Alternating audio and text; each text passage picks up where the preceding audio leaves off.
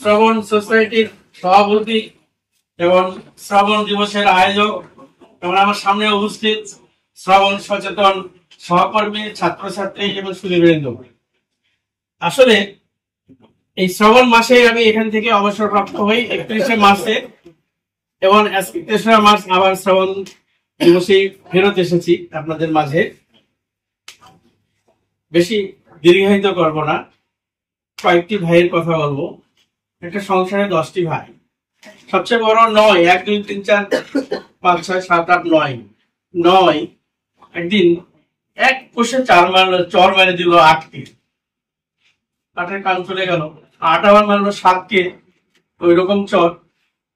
7 আবার 6কে, 6 5কে, এভাবে 5 আবার 4কে। 3 ভাবলো না আমি তো সবাইকে কানে মারছে, তাহলে আমি কানটা প্রোটেক্ট করি। তখন সে কান ধরে রাখলো।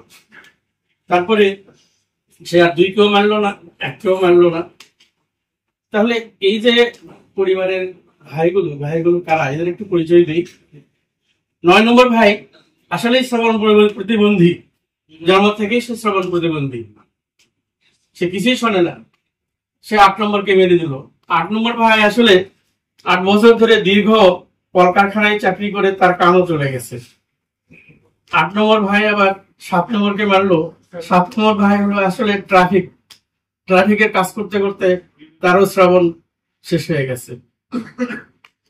সে রাগ করে আবার 6কে মারলো। 6 হলো বাসের ড্রাইভার, শুধু হর্ন বাজায়। সে তো ট্রাফিক, এই হর্ন বাজাস কি মারতে মারতে ট্রাফিককে তখন চর মেরে দিল।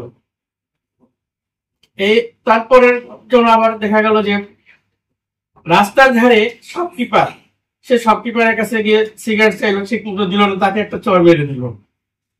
শপকিপার ভাই আবার ভিতরে গিয়ে বাসায় গিয়ে দেখে তার 4 নম্বর ভাই শুধু মোবাইল চালায়, মোবাইলে গান শোনে, হেডফোনে গান শুনে, তার কারণ হচ্ছে তাকে একটা চর মেরে দিল।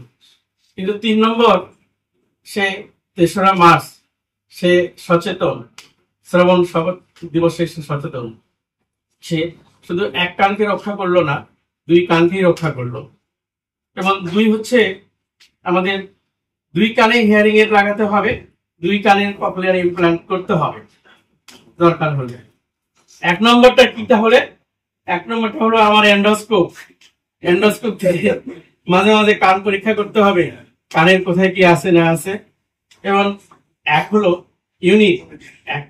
প্রথম দিনে ডে 1-এ আমরা বাচ্চা শ্রবণ শক্তি ঠিক আছে কিনা ডে 1-এই করবো, বেশি দেরি করবো না, 1 মাস না, প্রথম দিনেই আমরা করবো ডে 1 স্ক্রিনিং। ইন্টারন্যাশনালি ডে 1-এ আমাদের স্ক্রিনিং হয়ে থাকে। ডে 1-এ আমরা স্ক্রিনিং করবো, তাহলে সচেতনতা আমাদের বাড়বে। আর এন্ডোস্কোপ তো আছেই, এন্ডোস্কোপ সবার হাতে হাতে থাকা উচিত। সবশেষে একটা ভাই বাদ গেল, সে হলো 0। এই 0 মানে 0 আমরা চাই সারা বিশ্বে এবং ঢাকা সিটিতে যত নয়েজ পলিউশন, এই নয়েজ পলিউশনকে 0 করে দিতে হবে। 0 tolerance for 0 noise pollution in world, in the Bangladesh, in Dhaka city, in all city, in our family. আমরা কেউ কাউকে কানে চাপাটাঘাত করবো না, কোনো হইচই চিল্লাচিল্লি করবো না, সবকিছুতে 0 সাউন্ড এবং 0 টলারেন্স দিয়ে চলবো নয়েজ পলিউশনের ব্যাপারে। সবাইকে আবারও ধন্যবাদ সবাই। Thank you.